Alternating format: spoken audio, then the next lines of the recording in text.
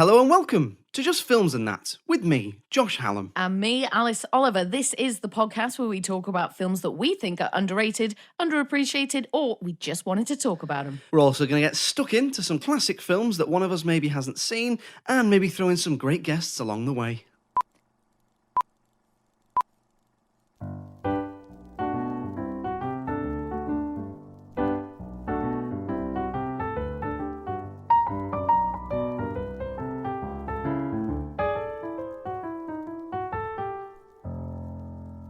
So Alice, Josh. we're talking sweets. Oh. Boiled sweets or chewy sweets? So when I worked at Weatherspoons in my past life, I became addicted to energy drinks and Haribo. Like almost a daily occurrence. Like a long distance runner. Yeah, exactly. Only the best. And I got my first filling at the age of 27 because of this addiction. And I was absolutely mortified, as I'm sure you can imagine. Gone 27 years trying to, keep my teeth, doing everything that the dentist tells you to say. Brushing them. That's it, yeah. Because nobody flosses, let's be honest, my God. Oh, my over half flosses, it takes about 45 minutes to get ready for bed, yeah. I'm usually an hour in. I do brush my teeth, just so everyone Yeah. Maybe once a week if she's lucky. Yeah, after my stand-up wash. Sorry, as you were saying. So after that point, I've been very, very cautious about what goes in my mouth, which never thought I'd hear myself say. But we all get older, we all get wiser. So I would say, chewy sweets. Like you pour a whole bag of Haribo in your mouth and chew that motherfucker. Skittles as well. Skittles. I used to be hooked. I think, again, when I was 14, I went through a phase where it was just Skittles every single day. Oh, yeah, literally full bag in your mouth, munch it all down. You did the vegan thing for a bit, right? I dabble in and out. Yeah. I'm like a vegetarian who's vegan a lot of the time, but, I'm a bit bendy. Yeah. Are Skittles vegan? I don't. Because when I was doing veganuary, because I'm a sheep and do whatever Facebook had to tell me to do. Good, you're doing what they want. This is the right thing. I was looking for like vegan sweets, and I'm sure I ate Skittles, but I'm now thinking they might just be vegetarian. Maybe. There's no reason that they wouldn't be vegetarian or vegan because it's all sugar, but some of those colorings, like they put, some insects and some kind of fish guts and stuff ends up in various places. If you know if Skittles are vegan, yeah, let us know. I'm interested. Get in touch. Taste the what greeny rainbow. Haribo with Star Mix? I would, any of it, all of it. Oh, sorry, yeah, that wasn't even the question. No, it's like chewy sweets. No, which Haribo is best? Which is the best Haribo? Oh, all of them. I would go chewy. Like, I don't mind a boiled sweet, but actually, just remembered just now, I choked on a boiled sweet when I was a child, about 3 or 4 years old. Right. And I think this was actually one of my earliest memories. So I start choking on this massive blue sweet in my lounge. Mum's vacuuming. She comes in, obviously sees what's happening, grabs me by like my ankles, turns me upside down and starts like shaking me like this. So maybe I've got some trauma that I haven't quite dealt with. Maybe. But yeah, I'd go chewy sweet, but not super picky. No. Okay. What about you? How high pitched was that? a couple of dogs next door are going mental. Yeah. No, I think chewy. I like both. I do like a long car journey boiled sweet, but when you're looking for that instant gratification of sugar, you are talking like a Haribo or a Skittle. I love I think it's Lions that makes them. They make a fruit salads, not fruit salad like blackjack fruit salad. Oh, not the classic like fruit salad. Like a midget gem. Like that. They do them like they do like midget gems, and then they do fruit pastels. Then they do sports mix. Well, this is fruit salad, so they're just all shaped like fruit. Good. 5 a day. I'd have more than 5 a day, to be honest. Are you like a mouthful kind of guy, or do you eat them one by one? I eat them one by one, but controversially, put my sweets in the fridge. Really? And I get shouted at all the time. If I'm sharing a bag of sweets with my partner, she always says, "Why have you put them in the fridge?" Well, Because I want them in the fridge, Yeah, Alice. I don't know. Maybe because I want them in the fridge. Like a nice cold sugar blast. I can definitely see the appeal. I've never done it myself, but I can think I can understand Chocolate in the appeal. fridge, yes or no? Honestly, it depends on my mood. It really does. Depends what I'm fancying. I'm always chocolate in the fridge. Always, yeah. Yeah. Chocolate in the fridge. Piece of white chocolate, cup of tea. Oh, yeah. We are answering the serious questions for you here today. Let's not talk about films. Right, chocolate. No. Speaking of chocolate, that brings us very nicely on to Tremors. Oh, seamless. Which is the film of the week. You picked this one, Alice. So give us a little bit of background on the film. What's it about? Who's in it? And then we'll move on to why you picked it. So Tremors is a film from 1990. It's about two guys who are ready to go and make it in the big city. They're getting fed up of living in their small village right in the Midwest, kind of really in the middle of nowhere, and they're ready to up and go. They're a couple of handymen. One of them is Kevin Bacon. Can't remember the other fella's name. Always forget. Fred Ward. Fred Ward. Gonna inception that into my brain. Fred Ward forever. And so then they're trying to leave, but then weird things start happening. Some people turn up dead. A bunch of sheep get eaten. And we're like, oh my God, what's going on? But they're like, no, we have to leave. But then too many crazy things start going. So they're like, right, well, we've got to stay here and figure out who's going around murdering everyone. Turns out it's massive, giant underground monsters that are coming up and eating people. So the story follows Kevin Bacon and his mates and how they resolve the problem of these giant monsters that we'll call graboids because that's how they're referred to in the film. That's what they call them. But they're the ones causing these tremors, the aforementioned tremors. But they get them in the end and everyone lives happily ever after and Kevin Bacon gets the girl, which we like to see. He certainly does. So now that we know what it's about, why did you pick it? Is it because you just like big monsters? I mean, you've already done Dracula. Big sharks, and now we're on to big worm things. Definitely a theme here, isn't there? I wasn't sure until you pointed it out. Is it King Kong next week? Oh, are we doing? Damn. No, why did you pick it? It was definitely, for me, it's definitely an underseen. Most people that I speak to haven't seen it. I'm going to assume that it's underrated. Again, I've tried to avoid that so you can surprise me at the end. But definitely underseen because you hadn't seen it and you've seen a fair few films. Yeah. So I hadn't seen it going into it. So all I knew going into it was that it had Kevin Bacon in it. It was something to do with monsters. Mm-hmm. And I'd read somewhere that there was like elements from this that influenced Stranger Things. The Netflix show. Okay, interesting. Like I'd read that Stranger Things was, a bit Spielbergy, a bit Tremors. I'd read like Tremors and, Gremlins, other kind of late 80s, 90s monster movies with kind of slightly practical effects and that sort of thing. So that's the only thing I knew. I actually thought that it was kind of a more family-friendly film. Oh, did you? So like you said, like Gremlins. I wasn't expecting like, a kid's film, but like I suppose Jurassic Park levels of scary, but like kids kind of, I don't know, 8 and above can watch it, that kind of thing. Yeah. So I didn't expect much going in. I must say, I kind of went in expecting bad effects and a cheesy script. Mm-hmm.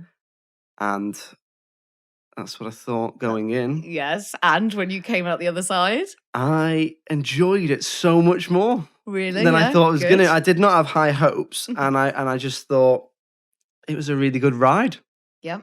Yeah, I thought the chemistry between the two leads, like you say, Kevin Bacon and Fred Ward, was brilliant. Like the constant like back and forth between them, the way that they're like one's a bit older, one's a bit younger, but they're obviously like kind of comrades, brothers in arms. Yeah, I mean, Fred's got his back completely. Yeah, as well. They keep doing rock paper scissors. To decide stuff. So that's where we kind of learned. So I saw this film when I was, I don't know, I wanted like maybe 7 or 8 years old. Like I was younger than you should be watching something like that because some of the language absolutely filthy. Yeah. And that was where we learned about rock, paper, scissors and all that. So then afterwards we're doing that. It was the first time I'd heard someone use the expression, pardon my French. So then afterwards I'm like, what does this mean, pardon my French? It was also actually where I definitely learned to say shit for the first time as well. So an educational experience for you. Oh, definitely. So having watched it again, what did you think? I did really enjoy it again, but So I didn't come out of it surprised. I didn't see anything that I hadn't seen like when I watched it when I was a kid. It was still the same film. There's not really, I mean, I don't think that there's any like implied meaning or that there's a deeper story going on. I think it just absolutely is what it is on face value. It's two guys who are fighting these big monsters, have a bit of fun along the way, pick up a girl, here's the old guy, here's the family in distress, you've got all the characters, and then everything ends happily ever after. But I like that.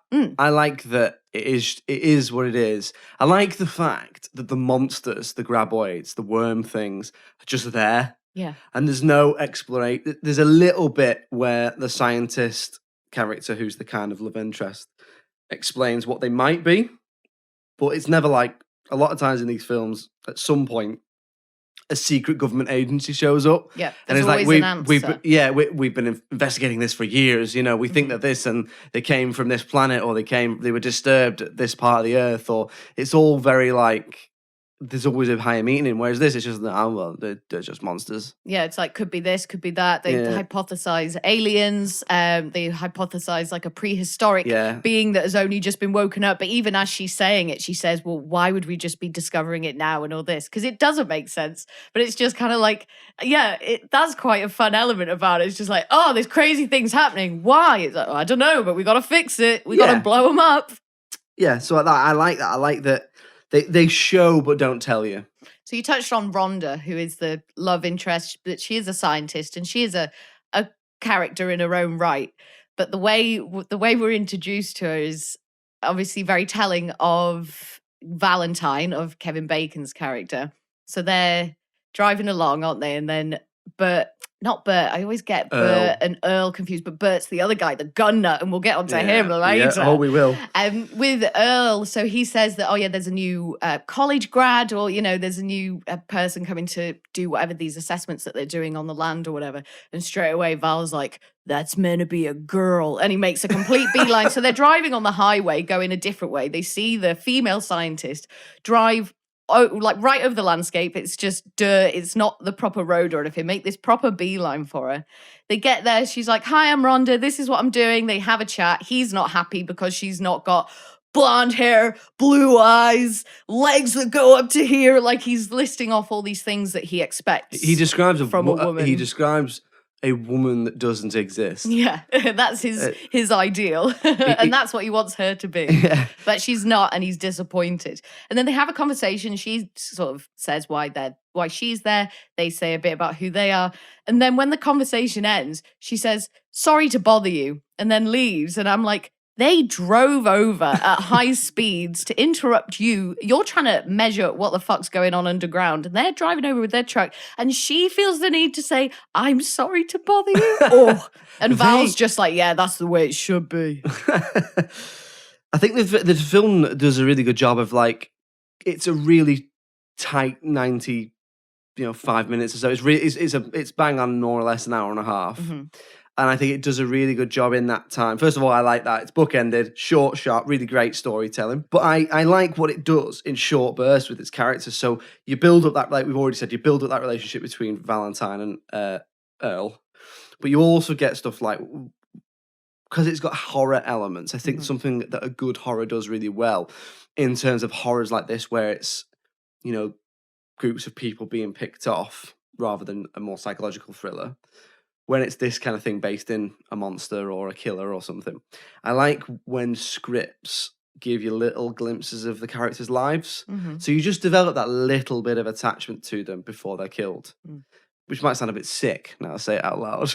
I mean is that heightens the impact for me. So there's a bit where the worms, the graboids, kill a kind of older couple. And they're not established characters. I don't think. The guy's the doctor, isn't he, who they saw at the beginning because of the man who dehydrated to death. I'm pretty sure it's the doctor's the same guy. Well, they're not like in it. They're not like, you don't really know them. You don't fall in love with them. Yeah. But you just get, like you say, a little bit at the beginning with the older guy who's died on the electricity pylon. And then they die, but you just get little hints of their marriage and that they're trying to build a caravan. Yeah, they just want to kind of live that retired life and chill just out, enjoy themselves, enjoy the stars, have peace and quiet. And then that heightens the impact. Whereas, sometimes you get horror films where you get people wandering into a forest or into an abandoned fun fair or whatever the setting is, and they get killed, but there's no establishment.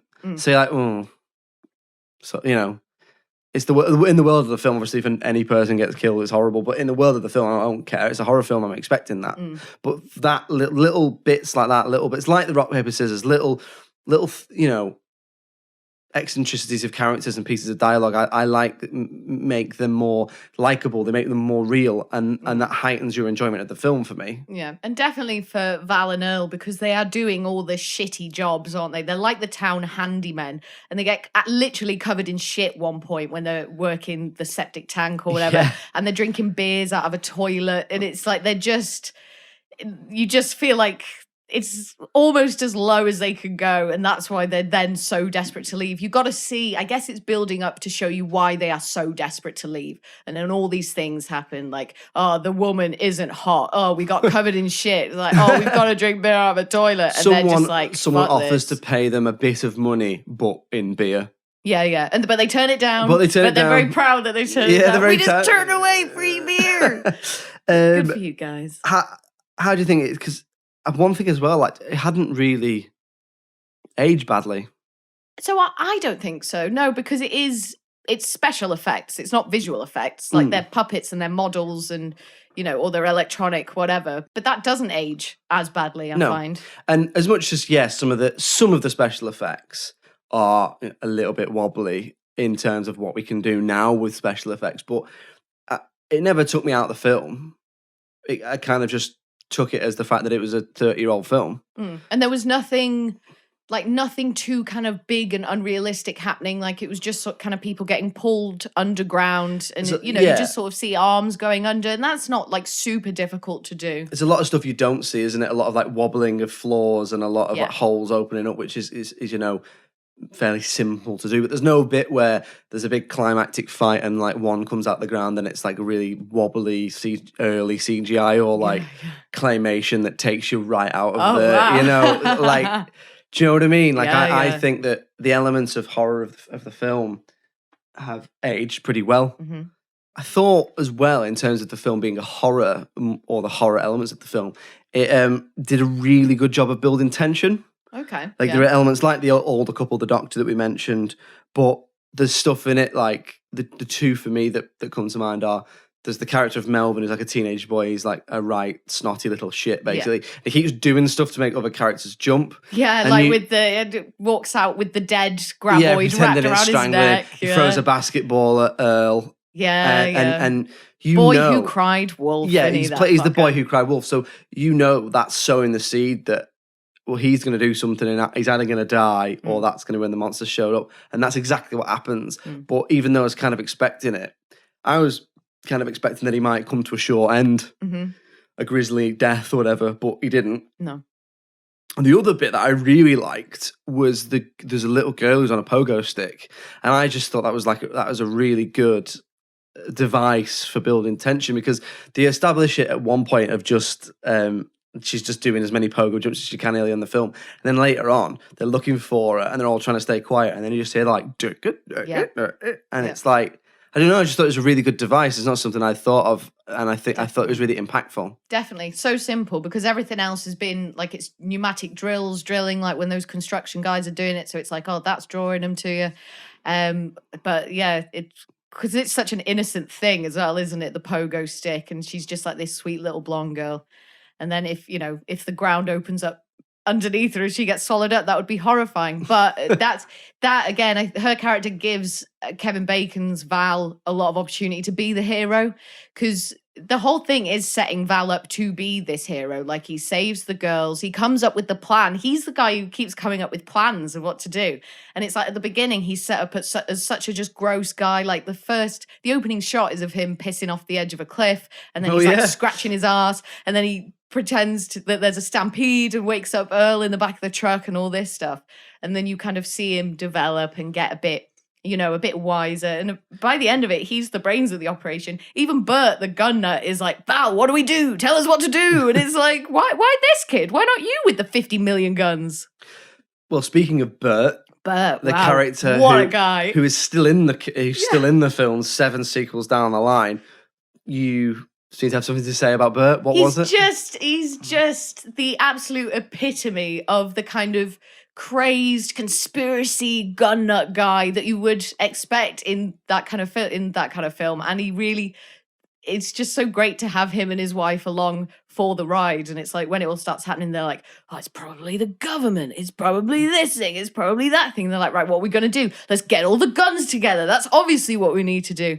And then they have that brilliant shootout scene where it gets them in their bomb shelter and they just completely obliterate it. Bang, bang, over and over. I was fully expecting them to die. Yeah. At that moment, I thought, they're going to get ripped apart. We're still left with quite a lot of the cast at the end, really. If you think that a lot of these kind of go down maybe you got 2 left at the end, maybe you get 3 left at the end, but most of the key characters do survive at the end. It's not like Deep Blue Sea. No, all but 2, yeah. Where it's like, you say 2 characters die, like about 6 of them or something at the end, maybe even more. Yeah. Jaws as well, wasn't it? Just the last 2 fellas swimming back. Yeah. So obviously great Western elements, like it is a bit of a cowboy romp as well. Like Val thinks of himself as that sort of character, like he's got the hat, he's got the outfit, and there's just a brilliant scene where the road's closed and the phone lines are down and they're like, oh my god, what are we gonna do? And it's like, oh, Val and Earl can ride off to the next town on these horses and save the day. And so everyone gathers round outside to kind of say bye to Val and Earl. They get on the horses and they literally ride off into the sunset.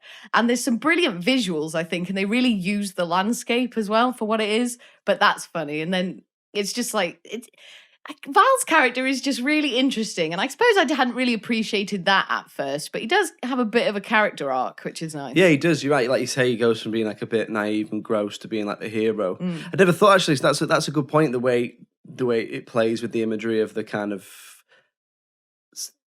where it's set, I suppose. Like, you are right. It is... does a really good job of capturing the isolated nature of the town. Oh, definitely. Even with things like putting the population number on the sign and it's 14 and they keep saying like the nearest town is 38 miles away. And then, if we can't get there, we're going to starve to death in a couple of days. Yeah. So I suppose we'll move on to stuff that we perhaps didn't like. Having watched it again, anything not that didn't or annoyed you? Not annoyed. I feel like it's one of those films that you just can't be annoyed at. Like, the problem with watching and falling in love with certain films when you're a kid is that it gets a bit hard to shake that and you sort of struggle to see the flaws in something. But with this, I suppose some of Rhonda's moments, like, obviously weren't great. Like, she had, considering that she's a scientist and she's probably the smartest person there, she has a lot of really dumb moments. Like when they're outside and they're getting attacked, there's a graboid attack and Earl is trying to get Rhonda to run one way with him to get back into the shop so that they can climb on the roof. And she just runs the complete other way, gets trapped in some barbed wire, and then has to take her trousers off. And then you've got the moment where Val is playing fucking doctor and like dripping iodine into her wounds and stuff. And he's like, are you okay? And all this. And I'm like, I was just like, naff. Like, I remembered that she got her kit off, and I know it's a staple of these films. We have to have a naked lady somewhere. But yeah, just dumb. And then she's just kind of made out sometimes to be a little bit ditzy. And I'm like, I don't think she is, though. She's a scientist. So. I know what you mean. Like, she does take her jeans off. At least it's just the jeans. It's not like Deep Blue Sea where it's full underwear for no reason. But... because like you said, there's a bit where he's dressing her wounds and there's a pause and I thought, is he going to kiss? Yeah, now when she's pantsless. But not even her, as in, is he going to kiss the cuts? Oh, God, did you think that's where might have gone? That'd have been awful. And then he doesn't, thankfully. God. But so there's nothing, again, I don't really want to have a pop at anything like the special effects, because I don't really think it's fair to judge a film that's using what it had at the time. The only real issue I probably had with the film was that sometimes... it's like it didn't know what it wanted to be. It's almost as if they made it as a horror monster film and then perhaps decided it might have been more financially successful if they'd made it a family film. And so there's elements where they blend the two and it doesn't quite work. So it's like there's times where it uses like really warm music, like flutes and brass that you would associate with more family-friendly films. Do you know what I mean? Like the music he uses. snappy, quippy dialogue that you might associate again with more family-friendly films. But then there's gory moments, decapitated heads. They say swearing. I know that there was more swearing because in when I was reading about it, originally that's why they call the worms Mother Hubbards. Yeah, because they do, or Mother Humper, don't they? When they're on the walkie-talkie. So Bert and his wife have killed. They've killed the one that has obviously broken into their thing. Yeah. And they're like, how many more of these Mother Humpers? And Val's like, there are 2 more Mother Humpers. But they've said fuck elsewhere in the script. They say shit. They say all kinds of stuff. And apparently, they actually did say motherfucker, and it's dubbed. Really? Just that one bit? Maybe that's too much, motherfucker. From my understanding, it might have changed, but you can. It's a 15, this, isn't it? Or it was when I went on Amazon. But you can get away with 1 fuck in a 12, but I don't know when. I know the 12A came in 2002 for Spider-Man, but I don't know when 12 came in. So maybe it was one of those. But there is a bit where it's just a little bit jarring, where it's like it's not quite a fully fledged monster film. It's not quite a family-friendly kind of Gremlinsy. Like I said at the start, I was expecting Jurassic Park levels of a bit of gore, and I think Jurassic Park's only a PG. I might be wrong. And I do think that with some kind of a bit more creativity, you probably could have got away with it, making it a PG. I think if they revisited the certification of this, I can't see them giving it a 15. What, you think it would go down to a 12 or up to an 18? It wouldn't go No, it could down to a 12A probably. Yeah. Because I was speaking to someone and said I was watching it, and he said, "Oh, I used to watch it all the time as a kid." And then when I had watched it, I was like, "I used to watch it all the time as a kid." I said, "What like when it says like," and he meant a kid. He's like, "What about like when it says fuck?" And he said, I don't remember it saying that. And he was like, "I think my version was taped off the telly." Yeah. So he must have you do get like, especially people of our age and older who've watched films based off TV cuts. So there's bits of films I haven't seen because I originally watched it when it was taped off the telly. Yeah. But I don't know, would you prefer it to be an all-out monster film or a more family-friendly film? Because I think it tries to walk tries to have a foot in both camps, and I think it should kind of shit or get off the pot a little bit. Maybe. I wonder if that combination does work, though. I mean, all I know is that I enjoy it, so I'm not sure. If I would think it would be better if it was maybe just this whole other genre. The thing is, I don't like Gremlins. Sorry to say. Yeah. I'm not really a fan of Gremlins. I do prefer, I'm not really into that kind of kids, family horror sort of thing. I do prefer it when it, I mean, I'm not a horror fan anyway, but yeah, the sophisticated masterpiece that is Deep Blue Sea. So yeah, I don't know. But it's definitely like a mishmash of different genres. I mean, it wasn't like noticeably like jarring. I just thought there was times when perhaps, because something that was interesting is that again, reading about it, it wasn't a commercial success. It didn't make loads of money, but it made loads of money at home video. So maybe it would hit that sweet spot of like, people weren't going to the cinema to see it, but perhaps people were watching it going, this is actually okay, then buying it to show the kids. I don't know. I just think it's quite interesting. There's not that many films that do really poorly at the cinema. And then I know there's the odd cult film which builds up, but this was probably like a really early example of doing really well on home video, but not that well at the cinema. And I was wondering if it was to do with that jar, that mishmash of styles. Maybe like it just doesn't quite click with so many people. Pick because one. Yeah. So we'll come on to the critical reception shortly, but before then, Alice, you're going to take us on a journey. I am. A journey of wonder and surprise. We're going down the rabbit hole in this bit that we're going to call Alice Down the Rabbit Hole. Take us to it. Now, we all know what became of VE extraordinaire Kevin Bacon, but what about his leading lady, Rhonda? Elizabeth Fern Carter, who goes by Finn, has got a few credits to her name, mostly the odd episode in various TV series and a few TV movies. Finn most recently appeared in court after she was arrested in Las Vegas for possession of a stolen vehicle and 14 counts of possessing a credit card without the cardholder's consent in 2019. Finn said she had been living in Vegas for a year and a half, but when asked if she had a stable address, simply replied, "I have somewhere I can stay. She was released from custody and was expected to return to court in October, but I haven't been able to find out the rest of the story. And really, there's not much else on Finn. Kevin Bacon has become a household name with his own star on the Hollywood Walk of Fame, but the same fortunes did not await Finn, with her success seeming to start and end with Tremors, as I found when researching for this bit that most websites refer to Finn Carter as the woman from Tremors. Poor Finn.